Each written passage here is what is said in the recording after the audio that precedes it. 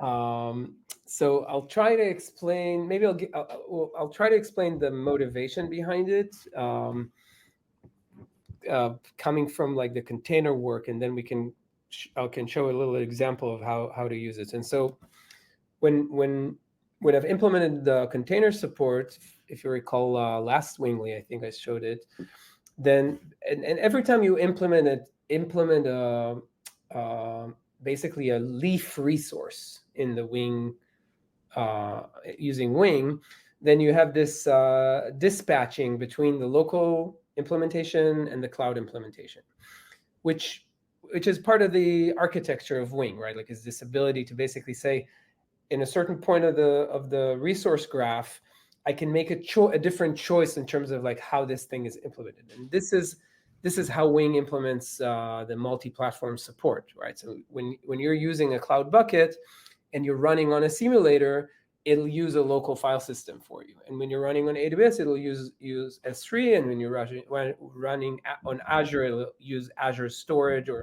And so there's basically some kind of a dispatching pattern, and we can talk about how I've implemented it for the containers, and we actually need to do some more work to make it nicer to implement using Wings. But that's not the topic.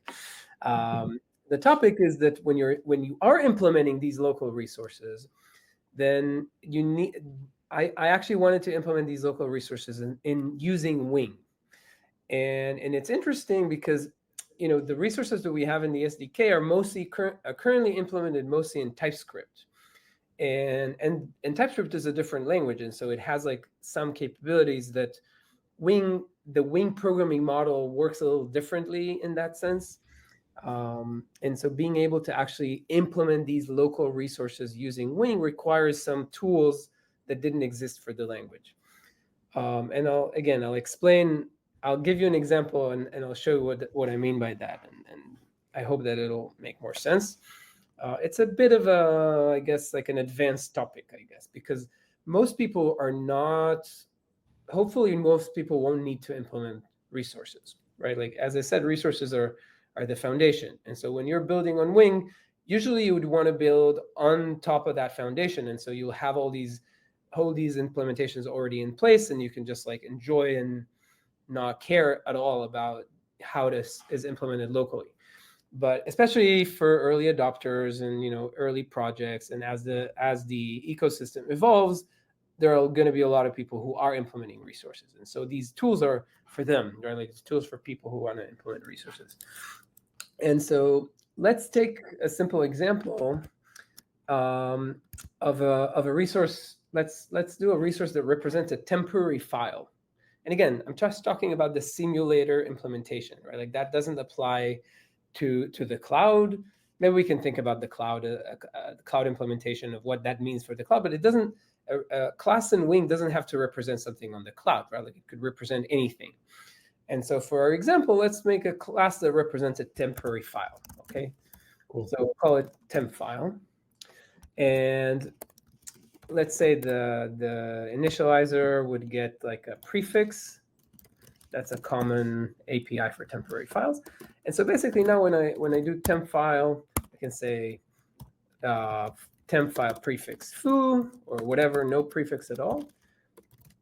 And I want to be able to, let's say, get the path to this file. Is resource analogous to CDK level? Yeah, basically a resource in Wing or pre-flight class in Wing is the same as a construct in the CDK. It's actually implemented under the hood. It uses constructs to implement. And so now when I'm doing new file, I'm basically doing a new temp file in pre-flight. So the idea is that this is just a definition of a file. I want my system to have a temporary file, but I don't want to create the temporary file at that point in time. I want to create the temporary file when my system is running, right? Because that's the different distinction between pre-flight and in-flight. The pre-flight is the definition of the system. And so let's say I'm using temporary file. It means that, okay, I need a temporary file, and I want to be able to actually display the path to this file. So let's say display print the path to the temporary file. over in in-flight. So this is basically in-flight code here.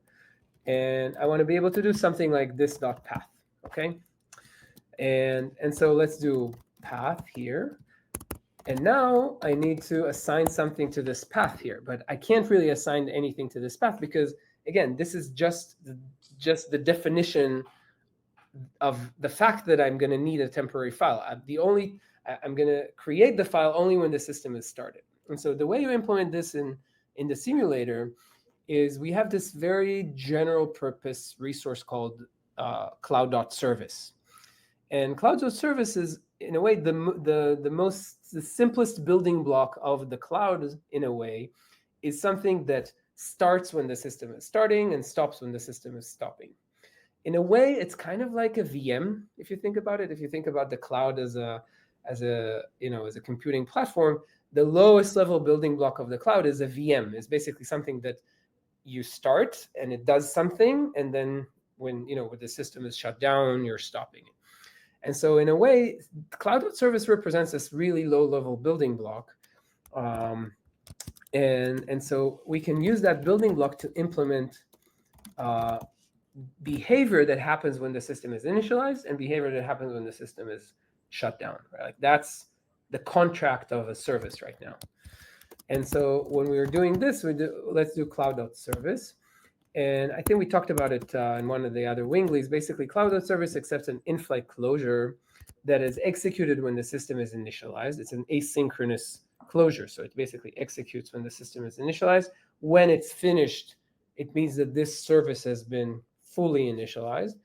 And it also it returns an optional in-flight closure for shutting down. So basically, this is, if I do this log init and then log shutdown, and let's not do this for now. And now if I'm gonna run this, oh yeah, we don't have these logs emitted, right? Like for the, let's see this. These are. We need to actually make one, right? Like instantiate it. Yeah, I am instantiating it. But you're not using it. Oh, never mind. Yeah. Okay, I see. So the service is basically running, right? Like, and you know what? You can run it in the console. What's that? Oh, do you think the console will have these? So let me check. I think you might be right. Yeah, there we go. So you can see the init here. And if I'll refresh this, you'll see that it's shutting that down, deleting all these resources. I think we should delete all the verbose stuff.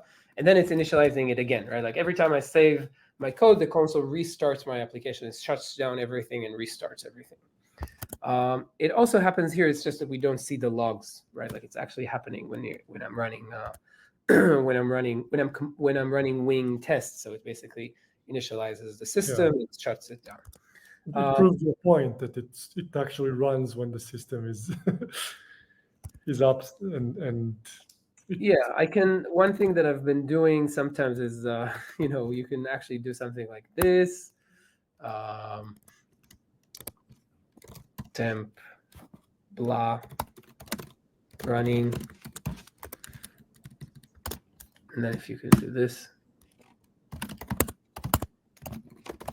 right? So proving that it's actually initialized.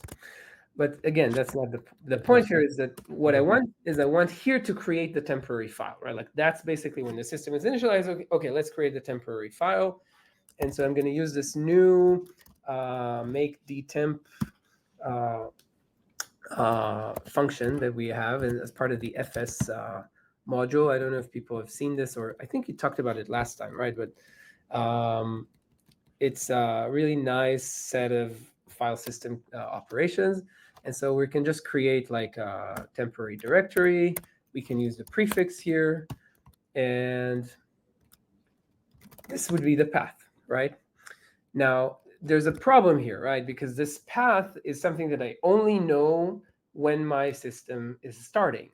And so the question is, like, how am I going to print the path here, right? Like if I want to do log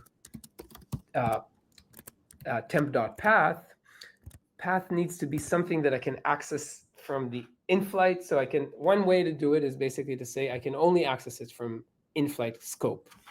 And so one way to basically give you be able to access the path, say, you know what? Let me show you the. Sorry.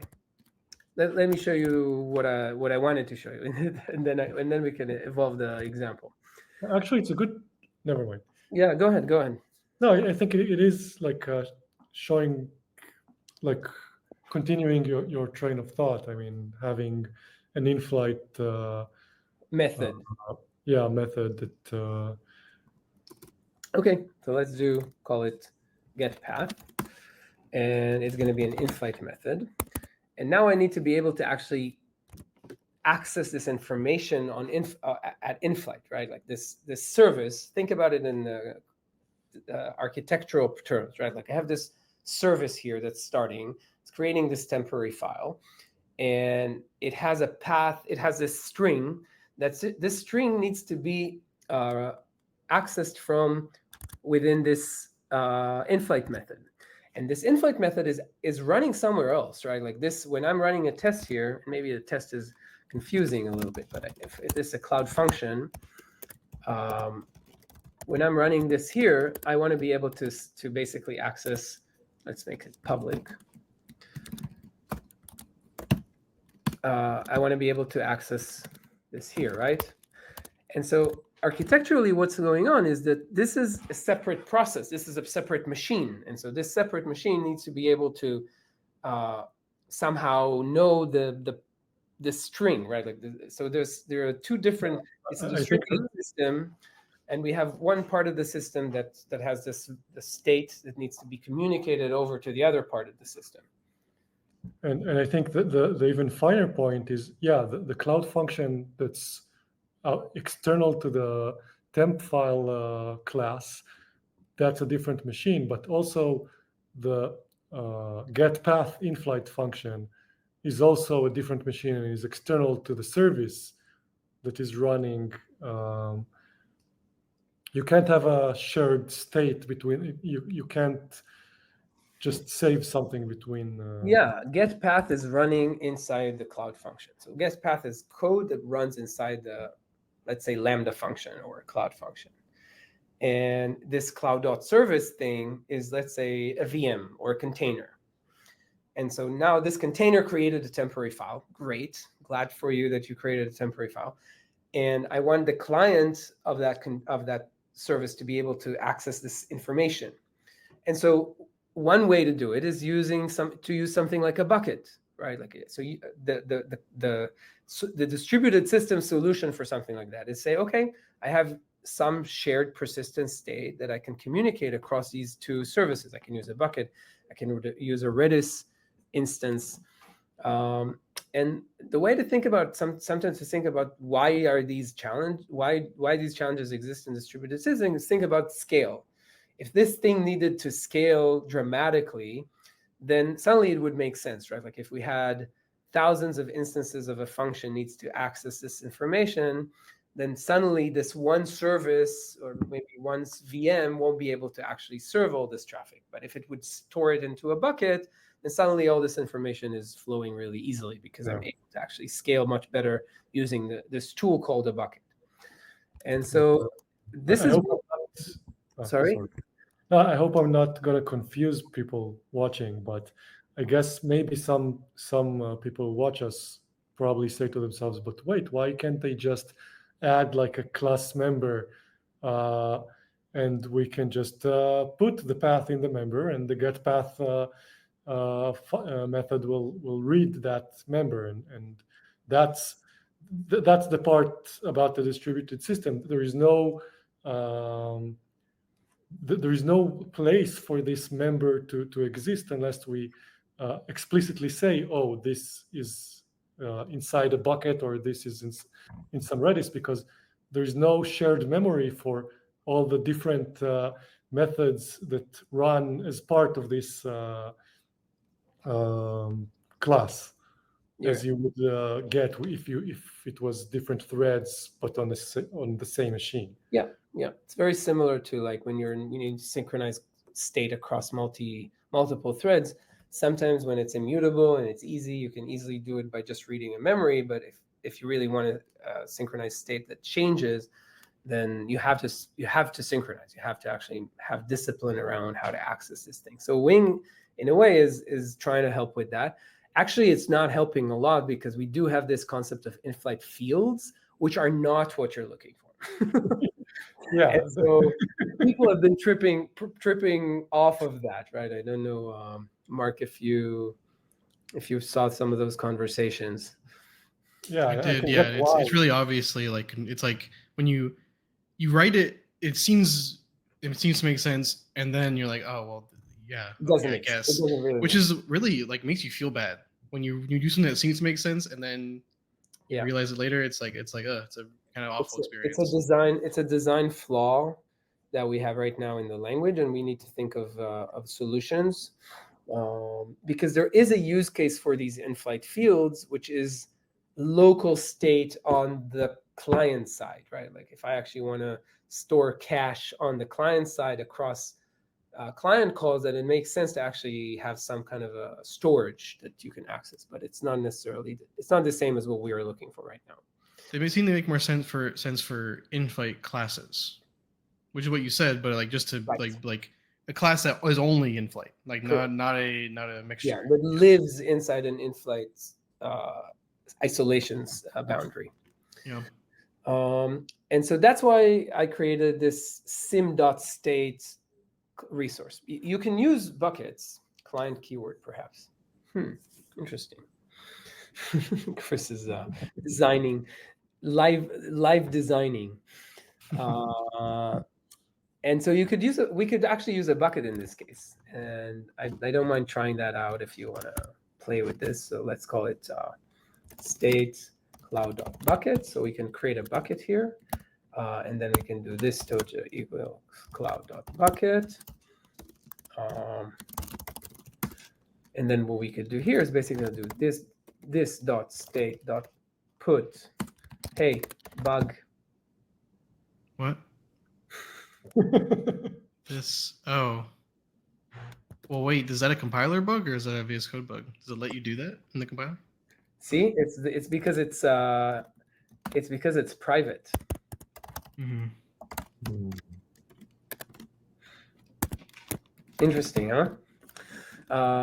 Okay, so basically what I'm doing is I'm putting an object inside the bucket called path, and then here I can basically do this dot state dot get dot path,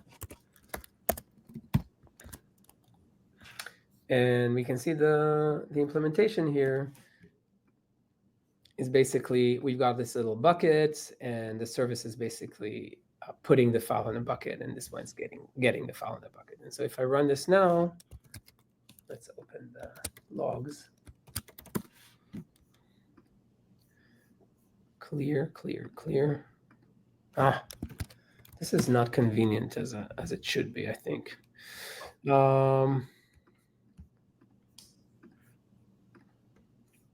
Then I can actually get I can access this file. I can access this directory, right?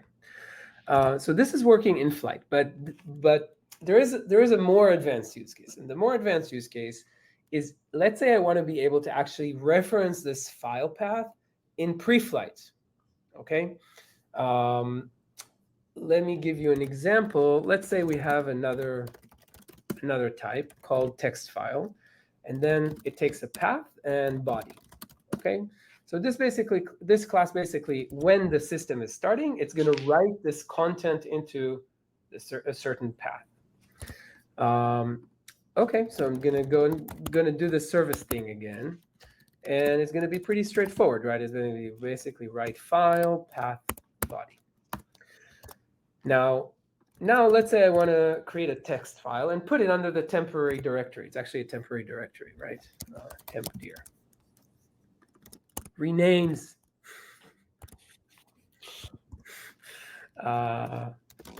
Okay, so now I'm going to have a temporary directory, great, and I'm going to do new text file, and it's asking me, okay, so what's the path? Where do you want to put the path? So I would expect to do something like dir.path /myfile.txt, right? And then hello, folks. And that's now a problem, right? Because if I can only resolve the path during in-flight, after the system has been initialized, then how can I reference this path in pre-flight? And so we actually have a tool for that in the CDK and in Wing called tokens.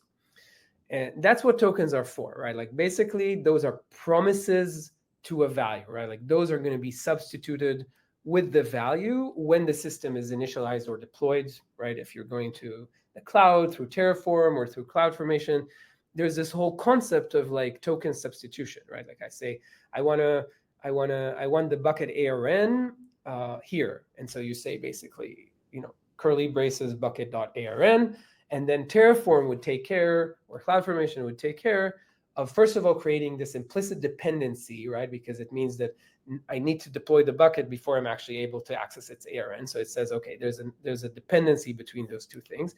And the second thing it does is substitute the string with the right string as it's deploying. And so from a consumer perspective, it's just a string. And I needed this for the containers when you needed to obtain the URL of the container, and the URL of the container included a port that's only allocated during initialization, right? Like I didn't want a static port. I want to say expose port 80, and I wanted Docker to just like allocate a port for me, and then the URL needs to be dynamic in a way. And so as I said, we have this mechanism, and we needed to expose it through an API. And so the API that I created for this called sim.State.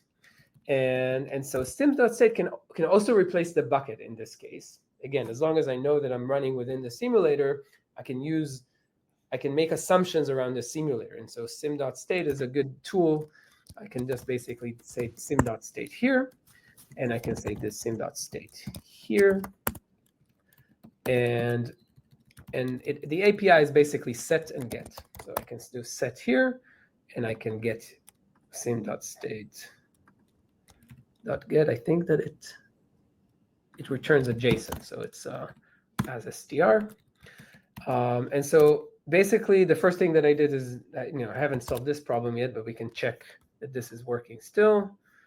I'm gonna run my little function, and this is still working. So I could basically switch the bucket with sim.State. It's a little bit more efficient. The bucket is actually storing files, and sim.State is just in memory hash, right? Like there's no persistency, because there's no need for persistency.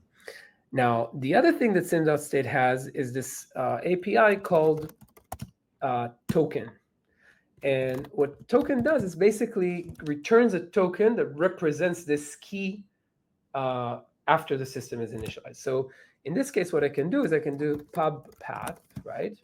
And I can basically assign this to the path. And then I actually don't really need this, because path is a pre-flight API, and pre-flight APIs, pre-flight state, and pre-flight state can actually be accessed from in-flight as well. And so I don't really need the duality of like this in-flight API and so we can try that out and see if this is working right now. So this is already working.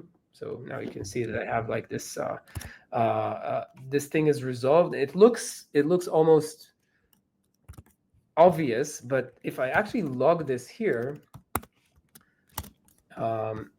you can see. Okay, now I need to actually run it here. Some logs are here and some logs are here. Okay, so you see that now I have like this basically. Sorry.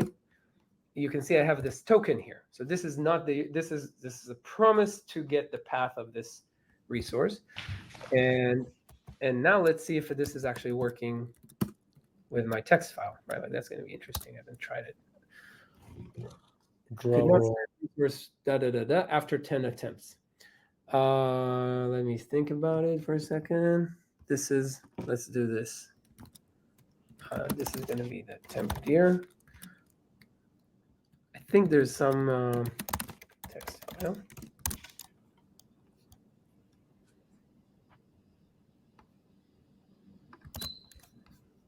Let's see, wing test.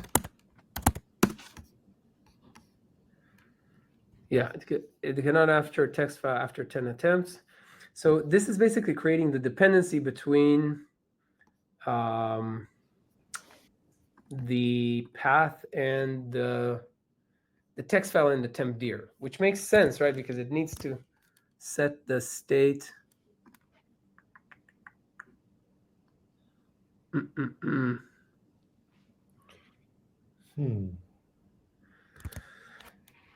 Let me think about it for a second. There, again, it's related to the fact that I'm taking a dependency here, and it's supposed to actually implicitly take the dependency by trying to restart the service as soon as it's. Let me see for it. Would it help to if you do test -- no - clean, you can see the tree that gets created? That'd be helpful. I don't know if that'll help. Or any if there's a bad token, like if the token got messed up. Didn't we have problems with tokens that are it's not just a token? Okay, maybe that could be the problem. So let's just do this. We'll call it dir and then file name. Just separate these two, and then I'm gonna do dir/name. Yeah, I remember some issue, but I don't know if that's gonna help.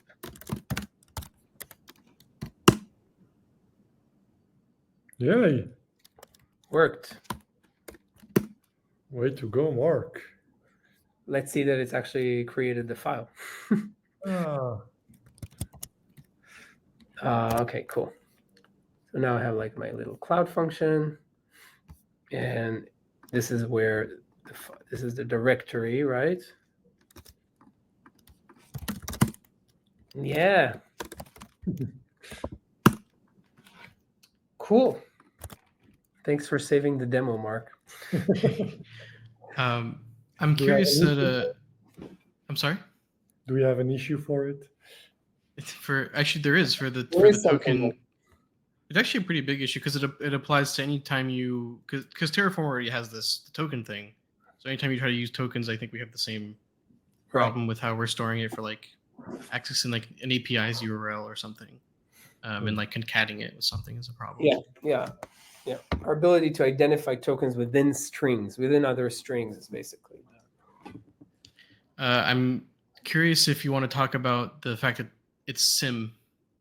It's under the sim namespace, and what are the ramifications of that, and I don't know. Yeah, the reason it's under the sim namespace is because it's designed for implementing simulated resources, and so it's basically not trying. It's not a cloud resource, right? That's not something that I would expect a cloud resource to have. Although one idea that I had at some point was that maybe we can just add something like .token to a bucket.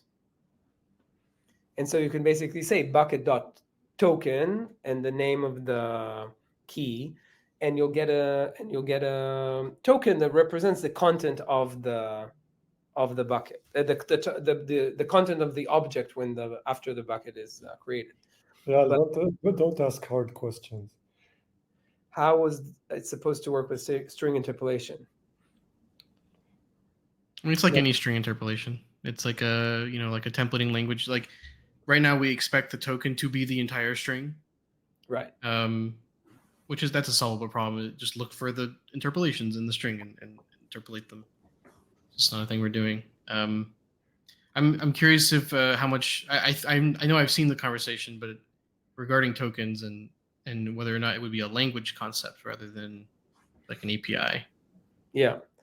Yeah, I mean, as a language concept, we can do quite a lot of interesting stuff with them. Like, for example, if you're concatenating tokens, we can convert them into the native concatenation functionality of the target. And so if you're using Terraform, you could use the Terraform intrinsic functionality. And so, but it can go pretty far, actually. And I'm not sure that we really need that, right? I feel like there are use cases. I've seen, I think, some use cases from from the service team. So we'll see. We'll see. I think it's definitely an interesting area where when we built the CDK, we use this hack basically in a way, right? Is to represent these tokens. In Terraform, they're actually strings by default, right? Like so they're actually these like strings with like these curly braces around them. But in CloudFormation, they're not strings. They're actually JSON objects, and that made it really hard to model in the CDK, because in the CDK, when you take a bucket ARN, you expect a string, right? It's a string from a user mental model perspective. But in the CloudFormation template, if it's a reference to something, it's not a string anymore. It's a JSON object. And so we actually created this system that converts these JSON objects to kind of like these tokenized strings. So you can treat them as a substitution token instead of treating them as the JSON objects, and that became a pretty powerful technique, because at some point we started creating these lazy. I don't know if you're familiar with the lazy. So you can actually put like random functions and that evaluate as you're synthesizing, and so it became a pretty powerful technique. And I think like being able to actually support something like that more natively might have been really powerful. But yeah, that's sim.State for you. Again, pretty advanced, pretty kind of niche for resource implementers. I think that we still have some work to do on basically making resource implementation more friendly and easy. It's not super nice right now. It requires kind of a lot of nuanced understanding of how Wing works. The fact that eventually when you're using these resources, it's almost transparent is where we are optimizing now, right? Like, is want to make sure that the consumption experience is great. But starting to have these like small tools for resource implementation, I think is a good first step. And maybe the API is crap and we'll change it. I don't know. Still trying to figure that out. I wonder if anyone outside the Wing core team was. I am. If anyone's willing to get some feedback who's not on the Wing core team, just let us know what you got from it.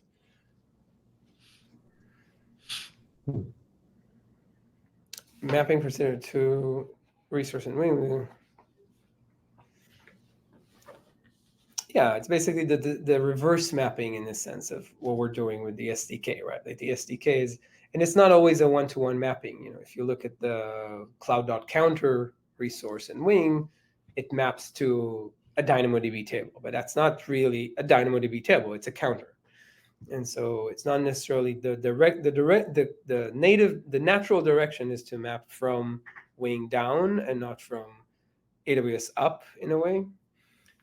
But it's there are definitely a lot of actually pretty easy mapping, right? Like topic and bucket and queue and function.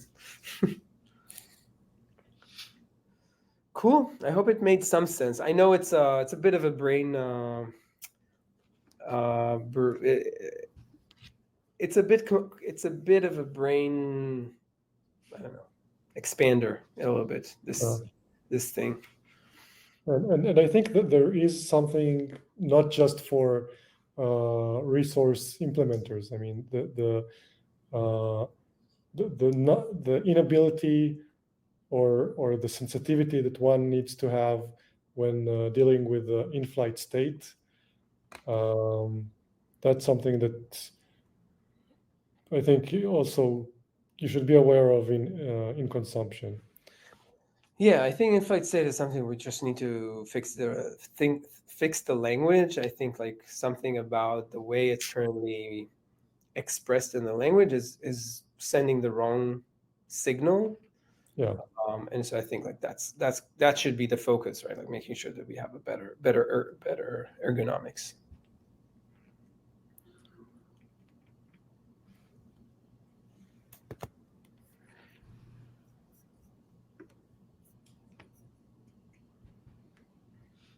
I like the dead air when we read something from the chat. We're really good at this. We just, what does that say? Yeah, long comment. See, it's not. We're not very. We're professionals. We're not. We're not. I mean, I do agree with. I think there's at least one issue. I think actually Gary may have made this issue, talking about the permissions, especially. Because I mean, all the patterns in the SDK have just been building up over time, of like how do we do resources. And we talked about it earlier that this is the easiest like entry point of contributing to Wing, but doesn't mean it's like there's still some annoyances to deal with and some lack of uniformity. So yeah, no, it's definitely something we should get better at. Cool. Anything else? Well, I guess that concludes our Wingly, and almost right on time.